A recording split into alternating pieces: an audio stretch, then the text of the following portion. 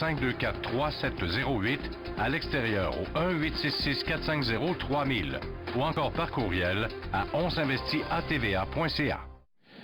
Et poursuivre pour la prochaine demi-heure, Carl Simard, président de Médici, qui est avec nous, GPS Médici, on va mettre le nom complet. Bonjour, Carl. Bonjour. Merci beaucoup, on s'est vu. Ben oui. Autant je déteste Twitter, autant j'aime le titre que vous allez nous présenter ce midi, Costco. Et c'est bien normal, hein? Costco est bien connu parmi les consommateurs, mais à titre d'investisseur, c'est une entreprise qui mérite d'être analysée en profondeur. Méchant beau modèle économique. J'espère que je ne me trompe pas là, en disant ça. Là. Tout à fait. C'est un modèle d'affaires unique, OK, qui a su innover beaucoup au début. Puis il a tellement innové au début, on a juste à regarder les éléments qui sont affichés à l'écran, comme par exemple, qui aurait pu imaginer qu'on allait magasiner autant dans un entrepôt où il n'y a pas de direction, où il y a des files d'attente aux caisses, où les quantités, les formats sont importants. Puis en plus de ça, ils nous demandent un abonnement pour avoir le privilège de magasiner dans un entrepôt. Oui, effectivement, parce que c'est pas beau. Là. Ça aurait pu. Premier élément de décoration pitoyable, je pense que tu as raison. Ah, mais écoute, on magasine sur par exemple. On magasine sur un plancher de ciment. Non, c'est clair. Il n'y a rien. Il aurait pu effectivement frustrer la majorité des consommateurs. Évidemment, ce fut le contraire avec ces produits. Plusieurs avaient prédit à l'époque, au début, parce que ça fait quand même 40 ans que le concept existe, avait prédit un échec complet de Costco. Mais une entreprise qui est exemplaire doit innover, doit emmener quelque chose de nouveau, parce que s'il ne fait que copier d'autres entreprises, elle est condamnée à l'échec complet. La majorité du temps, ces magasins-là, c'est dans un développement industriel ou semi-commercial. Hein? Un autre facteur qui aurait pu être rébarbatif aux consommateurs, il faut que tu te déplaces pour aller dans un magasin Costco, parce qu'un magasin Costco occupe une certaine superficie dont la construction requiert un grand terrain. Alors, il faut définitivement être normalement en périphérie de la ville. Tu ne vois pas ça dans les centres commerciaux. Je pense à celui de Laval qui est à côté d'un centre de tennis et d'hébergement. Une autre caractéristique importante de Costco, elle détient ses magasins. La plupart des magasins. Elle est propriétaire même des terrains.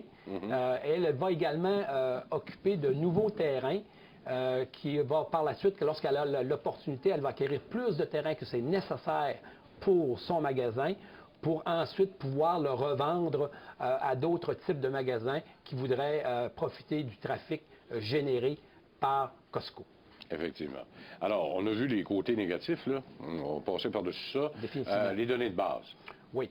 Les données de base, aujourd'hui, Costco a presque à 686 magasins, entrepôts, surtout situés en Amérique du Nord, principalement au Canada ainsi qu'aux États-Unis, pour environ 90% du revenu. Mais elle a commencé son expansion géographique en s'installant entre autres dans quelques pays d'Europe comme l'Allemagne et l'Angleterre, et aussi en Asie, au Japon. Qui aurait pu imaginer que Costco allait s'installer au Japon, où les territoires, comme on sait, sont restreints, et avoir du succès? Eh bien oui. Alors, son expansion géographique à l'extérieur de l'Amérique du Nord va également très bien. Et aussi le développement de sa marque maison, Kirkland, qui a un formidable rapport qualité-prix. Oui, effectivement. Ils réussissent aussi avec la marque Kirkland à trouver la façon de pouvoir les faire faire pas loin des localités où ils font affaire aussi. Parce Tout à fait. Du Kirkland Québec, ça existe, comme Kirkland Ontario existe. Tout à fait. Aussi. Ça, c'est encore une caractéristique particulière, bien que chacun des magasins a les grands produits de marques populaires, il y a quand même une certaine autonomie qui est réservée aux gérants pour avoir des produits locaux qui vont être très populaires dans la région où ces Costco-là sont installés. Est-ce qu'ils passent à travers votre modèle de stratégie d'investissement? Ça, c'est la grosse question. Définitivement, et nous allons l'analyser. Et vous remarquez que nous passerons à travers 3 piliers d'investissement avant d'en arriver à l'évaluation. Parce qu'il ne faut pas mettre la charrue avant les bœufs. L'évaluation, ça veut dire mettre une valeur sur cette compagnie-là, une valeur par action, demande d'avoir décortiqué toute l'entreprise, autant sa performance économique, ses avantages concurrentiels, ainsi que sa gouvernance, pouvoir être en mesure de faire des hypothèses qui sont réalistes par rapport au potentiel de croissance, par rapport aussi à l'indicateur. Vous savez, on a fait une émission durant votre absence pour démontrer que le bénéfice par action n'est pas toujours le meilleur indicateur de la véritable profitabilité de l'entreprise. C'est le cas, en passant.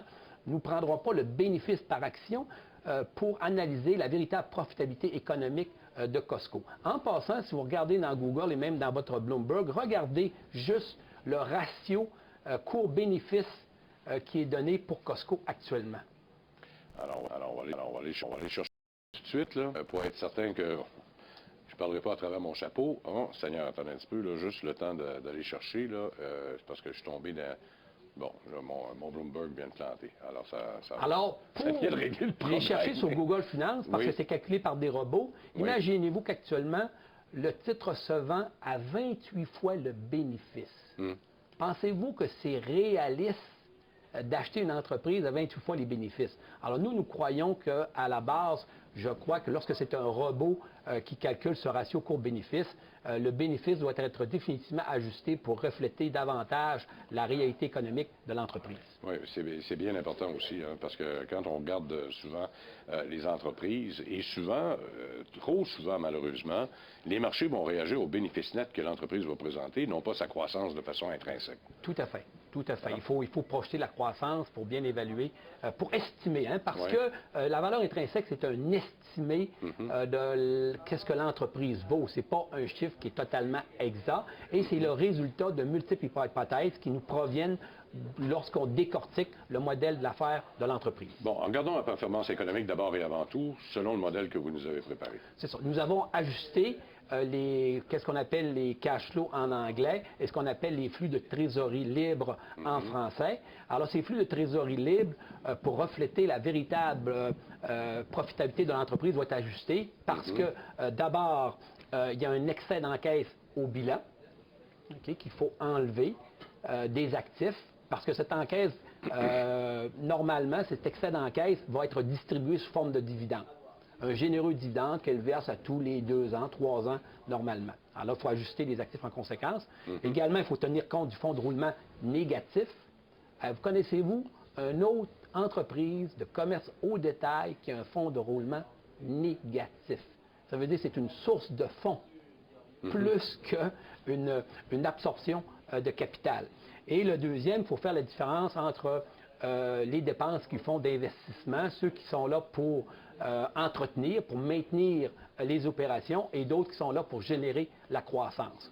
Alors, le roulement négatif, c'est dû à quoi? Parce que là, je vois en raison des abonnements, est-ce que ce sont les abonnés qui financent l'entreprise, finalement? Entre autres, nous verrons un peu plus tard, et également les fournisseurs qui sont payés beaucoup plus dans des délais de 60 à 80 jours, tandis que, vous savez, lorsqu'on va payer à la caisse nos marchandises achetées chez Costco, on les paye directement. OK. Et lorsqu'on les paye via la carte de crédit, c'est certainement des frais beaucoup moindres parce qu'il n'y a simplement qu'une carte de crédit qui est acceptée chez Costco. Oui, effectivement. Et c'est tout récent. En passant, avant ça, on n'était pas capable de payer par la carte de crédit. Alors, ils perçoivent l'argent immédiatement, puis ils vont payer les fournisseurs beaucoup plus tard. Oui, effectivement. Alors, l'avantage concurrentiel maintenant, on va commencer. Alors, le rendement sur le capital que nous n'avons pas dit, ou le rendement sur l'avoir des actionnaires est autour de 50 %. Alors ça fait partie là, des sommets que nous avons rencontrés dans l'évaluation du rendement de l'avoir des actionnaires. Alors, généralement, lorsqu'une entreprise fait du 20 %, comme Alimentation Couche-Tard, si je me souviens bien, était déjà au sommet, eux, ils font du 40 à 50 % et en amélioration constante. OK. Vente moyenne, quand même, 165 millions. Tu regardes les autres, là, les proches avec 42 millions, vente moyenne de Walmart. Pourtant, Walmart, c'est gros, là, ça n'a pas de bon sens.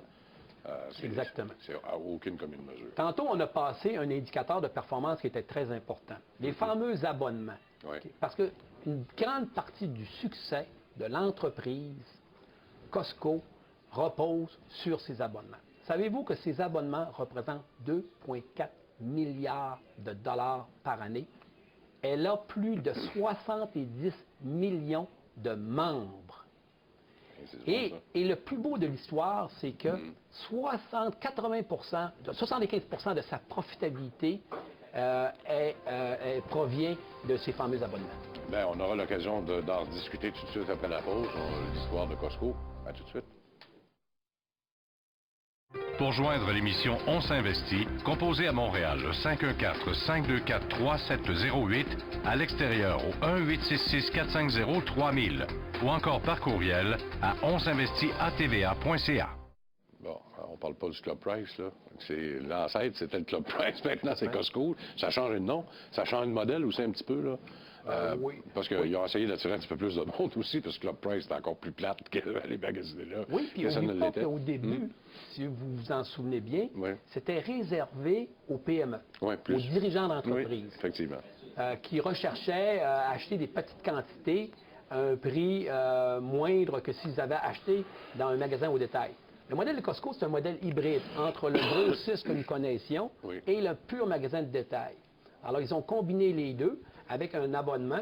Et tantôt, je vous disais que l'abonnement représentait 2,4 milliards de dollars par année et représentait 75 de la profitabilité de Costco. Alors, les abonnements sont très importants à faire croître, évidemment, chez Costco. Et quand on regarde le taux de renouvellement, 91 de prévu cette année, là, ça veut dire qu'il n'y a pas grande désertion, là. Exactement. Ça veut dire que Costco, c'est tout centré pour la création de valeur. Alors, de remettre toutes les économies qu'ils font aux consommateurs. C'est vraiment maximiser le volume de vente par magasin. Et un magasin fait actuellement 160, en moyenne, fait autour de 160 millions de dollars US par année. Alors, c'est beaucoup de dollars. Alors, en même temps, c'est un magasin qui n'a pas beaucoup d'unités en passant par rapport à d'autres types de magasins. 3000 unités par rapport à des dizaines et des dizaines de milliers d'unités ou de types de produits chez les autres marchands. Par contre, chez les autres marchands, il y a comme une espèce aussi de rétention d'unités, de produits. Parfois, eux, c'est saisonnier. L'automne, ça va être tel type de marchandises, puis tu retournes là 3 semaines après, là, trop tard. Oui. Puis leur inventaire tourne, imaginez-vous que leur inventaire tourne presque plus souvent qu'à tous les mois. Tourne 13 fois par année. C'est inégalé dans l'industrie. Et le fameux 160 millions de dollars de revenus annuellement, c'est 4 fois plus qu'un Walmart typique. Et c'est 2 fois plus qu'un Sam's Club, imaginez-vous. Bon. Alors, eux autres, là, ce qu'ils regardent, c'est le volume de vente plus que la marge bénéficiaire en tant que telle. C'est sûr, plus tu vas vendre pour maximiser la marge de profit, ça c'est clair, mais c'est parce qu'on refile ça aux consommateurs aussi. C'est en valeur absolue qu'on travaille davantage. Alors, c'est vraiment, vous avez raison, François, de le dire, c'est que Costco, le modèle d'affaires, c'est d'essayer vise à maximiser le volume de vente par magasin et non à maximiser le pourcentage de marge brute. Parce que, comme ils disent, la marge brute, le pourcentage de marge brute, là, tu ne payes rien avec ça. Tu payes des gens avec des dollars, tu payes des fournisseurs avec des dollars. Alors, c'est ça qu'ils essayent de maximiser pour avoir aussi le plus grand pouvoir d'achat requis pour négocier encore le plus possible, d'avoir des meilleurs prix et de passer toute économie aux consommateurs. Bon. Et quand on parlait tantôt de choc culturel de Walmart, par exemple, à aller chez Costco, là, on disait tantôt des lignes et des lignes. Parfois, là, ça peut prendre plusieurs minutes avant de passer à la caisse. Tu n'as pas de sac. Hein? Ils limitent complètement les coûts d'opération. Tu n'as pas de sac. Beaucoup de recyclage, des boîtes, etc. C'est un modèle qui est complètement à part des autres. C'est un modèle qui est unique. Et c'est un modèle qui est très concurrentiel parce que il maximise la valeur dans le portefeuille, dans les portefeuilles de ses consommateurs, de ses clients. Comment a-t-il passé le temps? Parce que tantôt, on parlait du Club Price. Là, on va y aller à partir de l'histoire, parce qu'il y a quand même un certain avantage, sinon un avantage certain au niveau concurrentiel par rapport à ses pairs. Là. Définitivement, et ça a été démontré historiquement, parce qu'ils sont partis, comme tu sais, c'est eux vraiment qu'ils ont inventé, innové, qu'ils ont créé le concept de hybride, comme je le disais tout à l'heure, entre le magasin de détail conventionnel et l'entrepôt, alors le grossiste. Et ensuite, il y a eu un paquet de joueurs, plus d'une quarantaine de sociétés qui ont essayé de copier ce modèle sans succès. Parce qu'aujourd'hui, il n'y a simplement que 2 concurrents à Costco, des concurrents valables. Il y a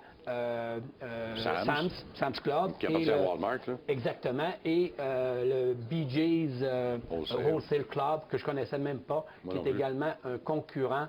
Ça, c'est strictement aux États-Unis. C'est strictement, je crois, même local. Puis c'est définitivement pas... Il ne peut pas rivaliser, comme j'ai dit tout à l'heure, avec les avantages concurrentiels qui sont très importants, qui est indélogeable. Bon. Je parlais des employés, puis ils disaient, on est tellement bien traités, là. Bien payé, il n'y a pas de folie qui se passe là-dedans. Est-ce que ça joue un rôle clé aussi à l'intérieur de l'entreprise?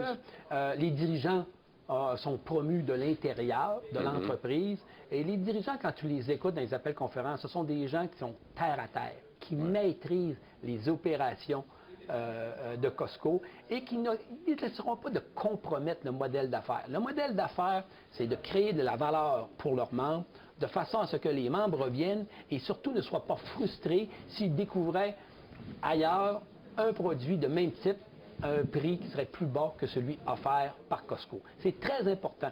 Puis ce sont des gens qui pensent à construire une entreprise qui est éternelle, ne pas compromettre le modèle d'affaires et toujours continuer à innover. Bon, ça fait 5 ans que la carte de membre de base, c'est 55, avant c'était 50, ils ont quand même augmenté de 10 Comment on passe ça à la clientèle sans les frustrer? Tiens, on prend le vrai mot. Exactement, parce qu'ils créent de la valeur. Et les membres reconnaissent cette valeur-là. Et le taux d'attrition s'améliore d'année en année, est autour de 90 le taux de rétention est à 90 Ça veut dire que la clientèle renouvelle à la hauteur de 90 leur carte de membre. Bon, alors on va parler de l'évaluation tout de suite, là, parce que le temps va nous manquer. Oui. On parle beaucoup des qualités de Costco, mais il faut regarder aussi les chiffres. Là. Oui, tout à fait. Bon, la croissance provient de 4 sources. Des magasins qui sont déjà installés, qui vont faire croître leurs revenus. Les nouveaux magasins, autant en Amérique du Nord, sont également au Mexique. On a vu tout à l'heure qu'ils étaient également en Europe et en Asie, alors qu'ils vont générer des revenus additionnels, la croissance. Puis il y a aussi les membres, leur abonnement. Okay.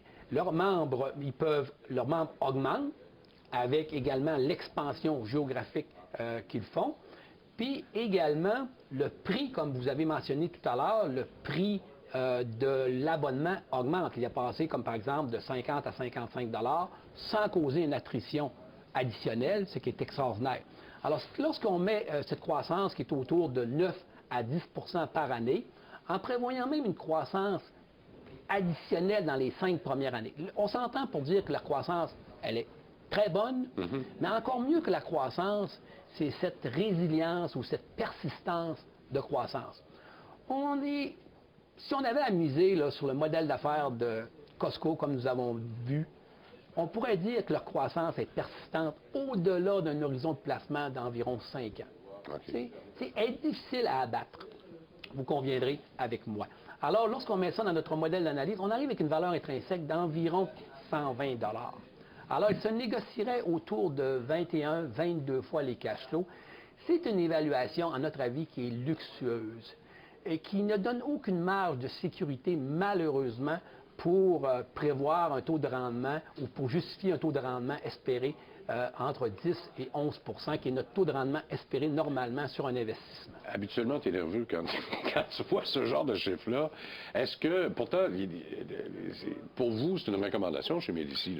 Non. Non, même pas? Parce qu'il n'y a pas de marge de sécurité. OK. Alors, nous ne l'avons pas acheté, mais nous le surveillons de près, parce que lorsqu'on sait que le marché est souvent maniaco-dépressif, alors il peut, à un moment donné, nous l'offrir à un prix raisonnable. Parce que c'est une société qui est exemplaire, comme on a dit qu'elle a un flow, ça veut dire du capital gratuit, elle a de la croissance, du growth, puis en même temps, elle a des avantages concurrentiels qu'on appelle en anglais un fameux moat. Alors, float, moat, growth, elle a à peu près toutes les caractéristiques. Mais le problème, c'est que son évaluation est beaucoup trop élevée pour nous donner la marge de sécurité qu'on aime avoir lorsqu'on achète une entreprise. Alors donc, on parle ici de la croissance d'environ 10 par année. Et ça, on ne prend pas compte de la sous-pénétration internationale. Imaginez-vous, là, si ça marche au niveau international, là, normalement... On en tient compte. On en tient compte également. Parce que dans le 10 qu'ils ont connu historiquement, ils en avaient de la croissance, de l'expansion géographique. Et n'oublie pas qu'il y avait également de la croissance aux États-Unis, en Amérique du Nord. OK. Alors donc... on est prudent sur le titre de Costco. En raison de son évaluation. L'évaluation qui est peut-être un peu trop luxueuse. Merci.